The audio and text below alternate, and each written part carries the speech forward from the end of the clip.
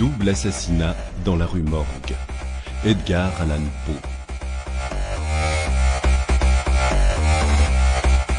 Quelle chanson chantaient les sirènes? Quel nom Achille avait-il pris quand il se cachait parmi les femmes? Questions embarrassantes, il est vrai, mais qui ne sont pas situées au-delà de toute conjecture. Sir Thomas Browne.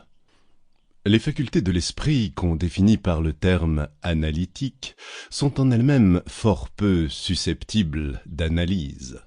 Nous ne les apprécions que par leurs résultats. Ce que nous en savons, entre autres choses, c'est qu'elles sont, pour celui qui les possède, à un degré extraordinaire, une source de jouissance des plus vives. De même que l'homme fort se réjouit dans son aptitude physique, se complaît dans les exercices qui provoquent les muscles à l'action, de même l'analyse prend sa gloire dans cette activité spirituelle dont la fonction est de débrouiller. Il tire du plaisir, même des plus triviales occasions qui mettent ses talents en jeu. Il raffole des énigmes, des rébus, des hiéroglyphes. Il déploie dans chacune des solutions une puissance de perspicacité qui, dans l'opinion vulgaire, prend un caractère surnaturel. Les résultats, habilement déduits par l'âme même et l'essence de sa méthode, ont réellement tout l'air d'une intuition.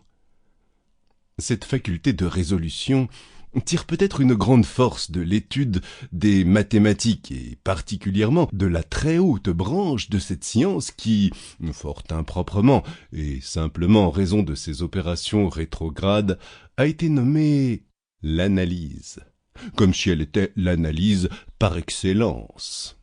Car en somme, tout calcul n'est pas en soi une analyse. Un joueur d'échecs, par exemple, fait fort bien l'un sans l'autre.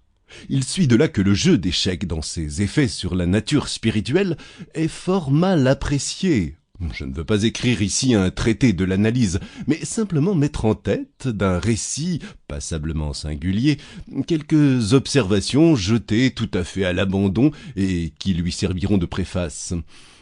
Je prends donc cette occasion de proclamer que la haute puissance de la réflexion est bien plus activement et plus profitablement exploitée par le modeste jeu de dames que par la laborieuse futilité des échecs. Dans ce dernier jeu, où les pièces sont douées de mouvements diverses et bizarres et représentent des valeurs diverses et variées, la complexité Sample complete. Ready to continue?